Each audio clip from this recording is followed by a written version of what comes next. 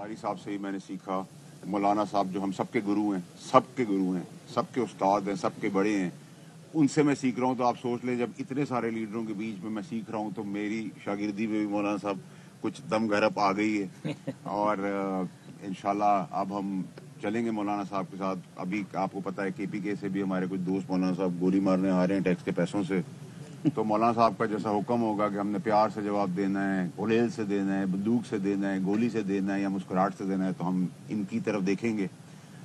और जहाँ तक बाकी चीज़ें हैं उसके अंदर, सियासत के अंदर ज़िया भाई से मेरी गप लग रही थी, क्योंकि मेरी उनकी उम्र की दोस्ती भी है और सबसे मेरा बहुत प्यार का रिश्ता है।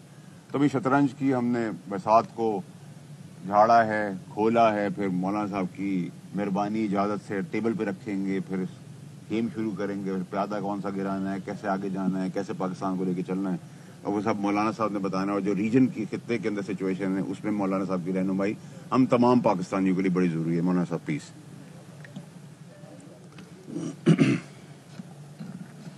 बिस्मिल्लाहिर्रहमानिर्रहीम नहमदुहु व नसल्ली अला रसूलिहिल करीम। जनाब फैसल वाडा साहब का शुक्रगुजार हूँ कि उन्होंने अपने दौलत खाने पर हमें खुशामदीद कहा और हमें इज़्ज़त बख्शी। उन्होंने मुल्क के काफ़ी मसाइल पर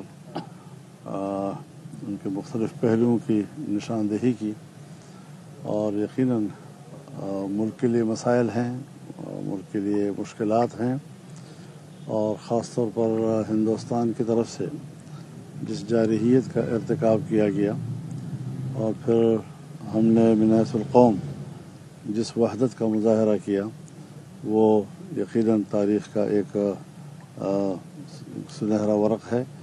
और इंशाअल्लाहुल अज़ीज़ ये जज्बा और ये एहसास रहा तो पाकिस्तान मुस्तहकम भी होगा और अल्लाह उसको इस्तिक़लाल बख्शेगा। और वहदत जो है हमेशा वो एक रहमत है, और फ़ुरक़त जो है और तक़सीम ये एक अज़ाब है।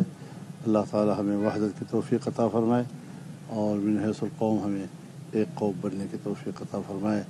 मैं बेहद शुक्रगुज़ार हूँ। अगर आपको कोई सवाल हो तो आप कर सकते हैं। साहब, आज आपकी यहाँ आमद और फैसल वाडा साहब से मुलाकात को सियासी तौर पर बड़ा अहम करार दिया जा रहा है, और क्या आप समझते हैं कि इसकी कोई ख़ास अहमियत है इस मौके पर आपकी यहाँ आमद, और क्या कोई मुल्क में या किसी सूबे में कोई सियासी मंजरनामा तब्दील होता हुआ नज़र आ रहा है आपको, ख़ास तौर पर खैबर पख्तूनख्वा में?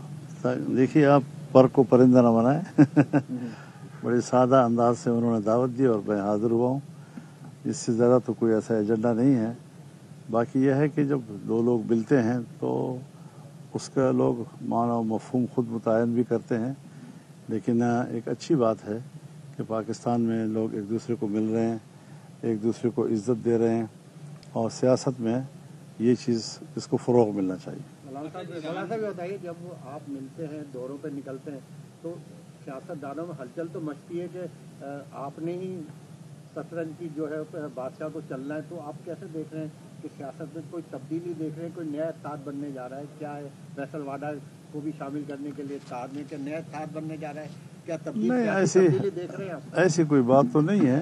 मुस्कुराहट आप, बस ये और बात है कि अल्लाह ताला की तरफ से है कि JUI के बग़ैर या हुकूमतें बनती नहीं हैं या फिर हुकूमतें चलती नहीं हैं।